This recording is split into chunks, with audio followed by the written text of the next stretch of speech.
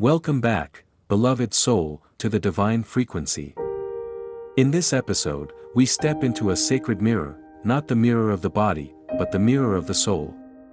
A reflection not of how we look, but of what we believe, what we carry, and what we have yet to heal. Have you ever wondered, why does the same kind of relationship keep showing up, wearing different faces, speaking different words, but leaving the same ache in your heart? Why do we attract the unavailable, the unpredictable, the unkind? Why do we return to the familiar pain, even when we swore we never would?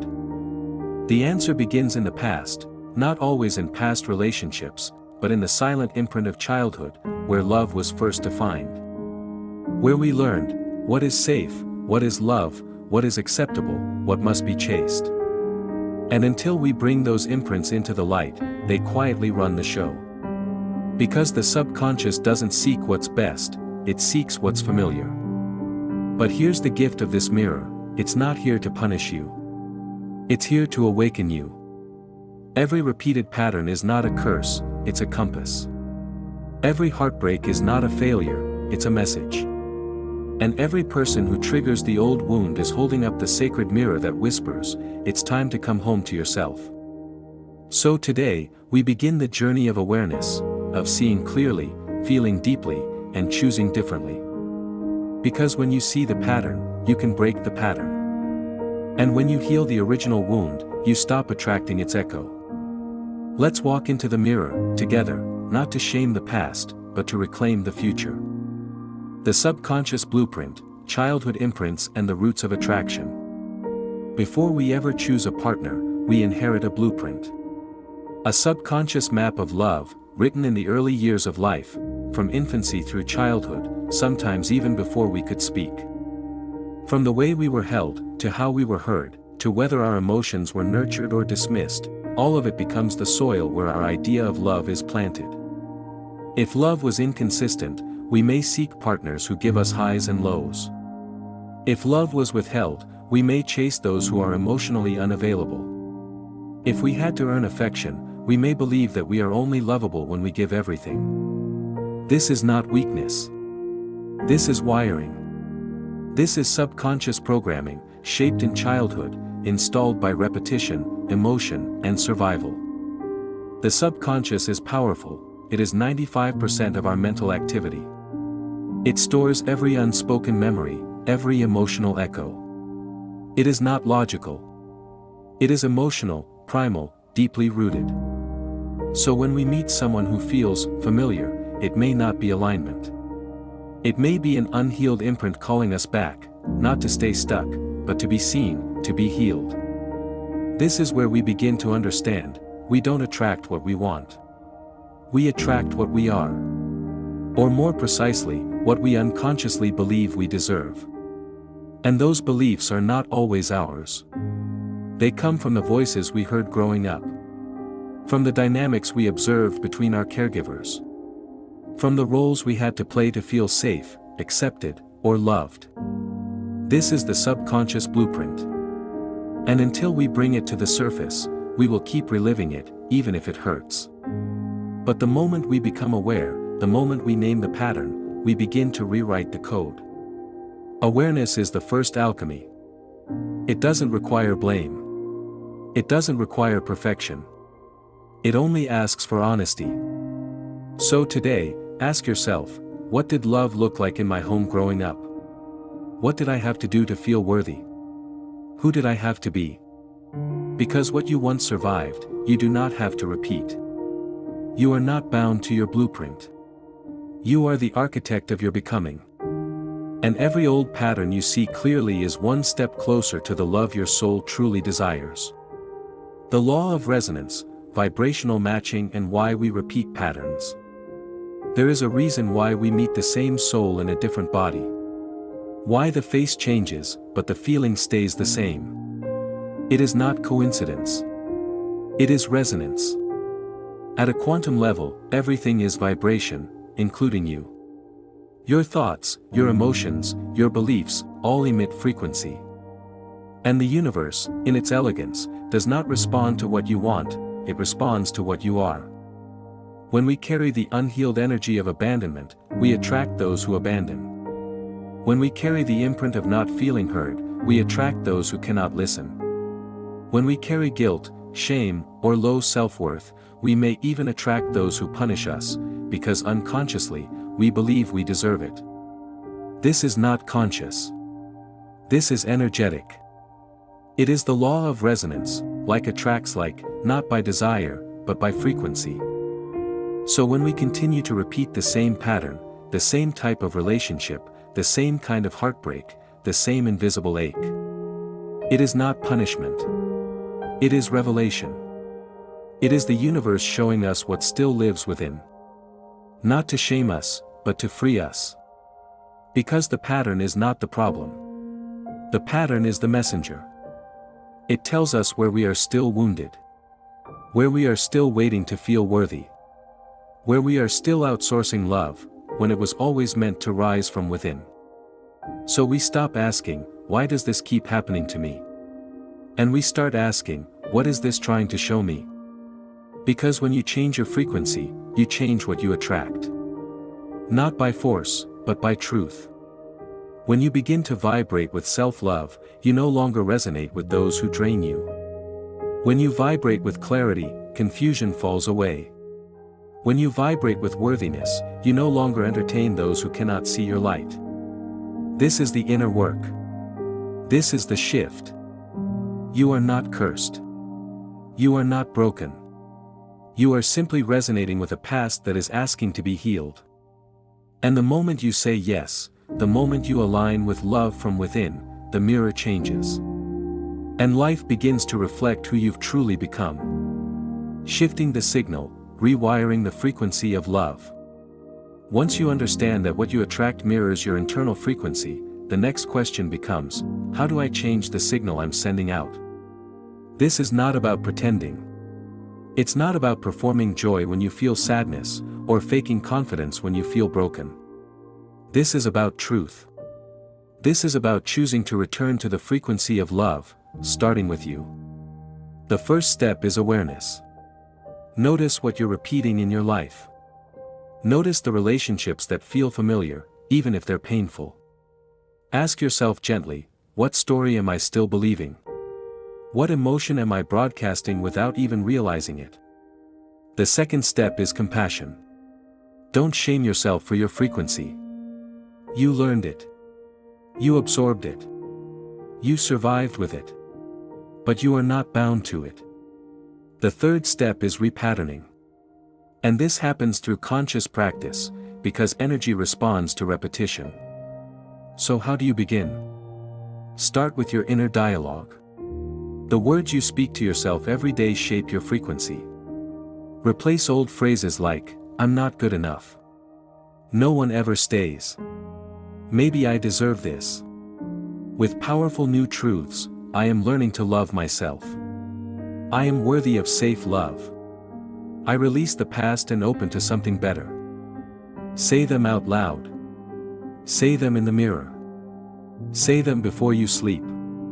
Not because you're trying to force a new reality, but because repetition creates resonance. Your subconscious doesn't change through logic. It changes through feeling. So bring your body into it. Breathe deeply. Move gently. Place your hand over your heart. Feel the safety of your own presence. Whisper to yourself, I've got you. Use music. Use affirmations. Use meditations that align with the energy you wish to carry. Not to escape yourself, but to remind yourself of what's true beneath the pain. And above all, act in alignment. Even in small ways. When you say no to what dishonors you, you shift the signal. When you choose kindness over self-judgment, you shift the signal. When you walk away from chaos to protect your peace, you shift the signal. When you recognize that love is not a one-way current, but a sacred exchange, you stop chasing those who cannot meet you. Because true love reflects, reciprocates, respects. You do not need someone to validate your worth when you already know it. And if someone cannot see your light, cannot meet your heart, cannot offer respect, affection, or presence, you are allowed to walk away. Not from love, but toward it. You are allowed to leave the table where your soul is not nourished. Because staying in a space that withholds love, hoping to earn what should be freely given, only teaches your nervous system that love is scarcity. And love is not scarcity. It is reciprocity. It is mutual care. It is presence. It is emotional safety.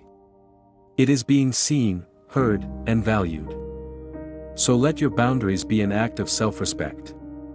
Let your standards be rooted in your healing. Let your walk-away power be sacred. You are here to expand in your truth and allow love that meets you there. This is how you shift the signal. This is how you rise. Every aligned action says to the universe, I am no longer available for the old pattern. And the universe listens. Because frequency is not a thought. It's a vibration.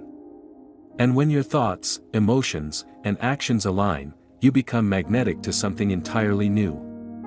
You're not just attracting love. You're becoming it. And the world will meet you there. Breaking the illusion of control, letting go to rise higher. There comes a moment on the healing journey when you realize, you cannot control how others love you, how they see you, how they show up. You can't make someone honor your heart. You can't force someone to be ready. You can't teach someone to meet you where you already stand. And that realization can feel like grief. Because for so long, you held on to hope, that if you just loved harder, waited longer, gave more, they would change. But love is not control. Love is not sacrifice without return. Love is not a one-way prayer echoing through someone else's silence. To heal, you must let go of the illusion that you can make someone choose you, by losing yourself. Let go of the fantasy of who they could be, so you can stand in the truth of who you are.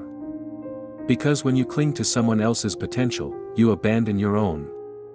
This is not about bitterness. It's about liberation. You are not here to fix anyone. You are not here to shrink to be palatable. You are not here to wait in emotional limbo, while someone decides if you're worthy. You are here to live fully. To love openly. To rise bravely. And sometimes, rising means releasing. Letting go is not failure. It is faith.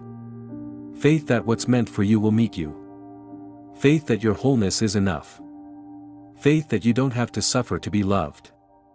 When you stop chasing love that wounds you, you make space for the love that heals you. When you stop trying to be chosen, you remember that you already are, by your higher self, by life, by the truth that lives inside your chest. Let yourself grieve what you thought it would be. Let yourself cry for the version of you that kept waiting. And then, let yourself rise. Because love doesn't beg. It doesn't plead. It doesn't betray its own heart for the sake of connection. Love honors. Love sees. Love chooses, clearly, freely, fully. And you deserve nothing less. When the mirror cracks, seeing the illusion clearly. There comes a moment in every awakening heart when the mirror finally cracks, when you no longer see love through the lens of pain, and you begin to realize, what you called love wasn't. Not the love that heals, not the love that uplifts, not the love that sees you. Maybe it looked like love, wrapped in words, in promises, in temporary tenderness. But true love doesn't confuse you. It doesn't make you shrink. It doesn't ask you to lose yourself in order to keep someone else. When the mirror cracks, the illusion begins to fall away. You see how much you gave, how much you tolerated, how long you waited, not because you were foolish, but because you were faithful to a hope that was never held in both hands. This is not the moment to judge yourself. It is the moment to honor yourself. Because it takes strength to love. But it takes even more strength to realize when love has turned into a lesson. You might cry. You might grieve. You might even feel lost. But the truth is, you are finally being found. Not by them. By you. You are seeing clearly for the first time. And once you do, you can't unsee it. The spell breaks. The trance ends. And your soul whispers, "We're ready now." Ready to choose peace over potential. Ready to choose self-worth over self-sacrifice. Ready to rise. So let the mirror crack. Let the illusion fall. Because what comes next is truth. You've walked through the mirror, not just to see your reflection, but to see the patterns behind it. You've looked into the roots of your wounds, not to stay stuck in the past, but to understand the subconscious agreements that shaped your relationships.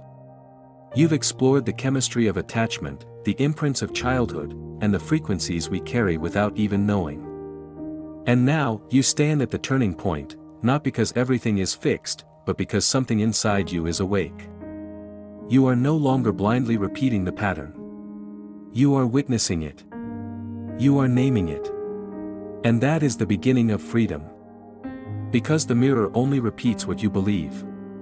And when you shift your belief, you shift the entire reflection. You are not too much. You are not unworthy. You are not broken. You are learning. You are becoming. You are remembering who you truly are. Let that remembering be your compass. Walk forward with gentleness. Speak to yourself with reverence. Choose to respond from love, not fear. And when the old mirror tries to pull you back, pause. Breathe. And say to yourself, "I am no longer that version of me. I choose truth now. I choose alignment. I choose love that feels like peace." If this episode stirred something in your soul, please share it with someone who needs this light. Subscribe and stay with us as we continue uncovering the invisible layers that keep us repeating what no longer serves us. In the next episode, we'll explore how to begin rewriting your love story, not by waiting for someone new, but by becoming someone new. Until then, stay grounded in your worth. Stay in your light. And stay with us, as we continue to awaken, break old cycles, and live fully, in the divine frequency.